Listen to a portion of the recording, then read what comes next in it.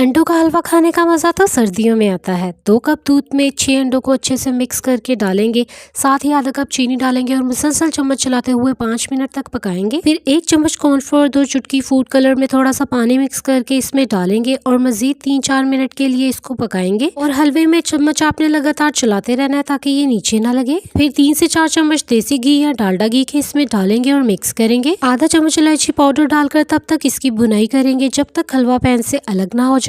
फिर कुटे हुए बादामों से इसको गार्निश करें। रेसिपी अच्छी लगी तो चैनल को सब्सक्राइब करें और इसे एंजॉय करें। शादियों पे आप अक्सर खीर खाते हैं और वैसा टेस्ट आपको कहीं नहीं मिलता। आज मैं आपको वो राज बताने लगी हूँ। 1 किलो दूध में 5 आपने इलायचियां डालनी है और जैसे ही दूध गर्म होगा इसमें आपने 3 बन डाल देने हैं। बंस क्योंकि बहुत जल्दी दूध को सोक कर लेते हैं, इसलिए जल्दी जल्दी यहाँ पे मिक्स करना है। मजीद इसको इस तरह से रबड़ी फॉर्म में लाने के लिए आप चाहे तो इस पॉइंट पर 1 मिनट के लिए हैंड बीटर से बीट कर लें। अब इसमें 1 कप चीनी ऐड करेंगे और इसको अच्छे से मिक्स करेंगे। जैसे ही चीनी मिक्स होगी अब हम इसमें 3 बड़े चम्मच घी के डालेंगे। 1 बाय 1 करके डालते जाएंगे और इसको मिक्स करते जाएंगे। आप चाहें तो देसी घी का भी इस्तेमाल कर सकते हैं। अब हम पैन में 1 चम्मच घी लेंगे, अपनी पसंद के ड्राई फ्रूट्स और सीड्स को डालेंगे, 30 सेकंड्स के लिए रोस्ट करेंगे और खीर में डालकर मिक्स कर देंगे। और ये बहुत ही मजेदार शादियों में खाई जाने वाली रबड़ी खीर तैयार है। आई एम श्योर आपको बहुत पसंद आएगी। इसी खुशी में चैनल को सब्सक्राइब करते जाइएगा।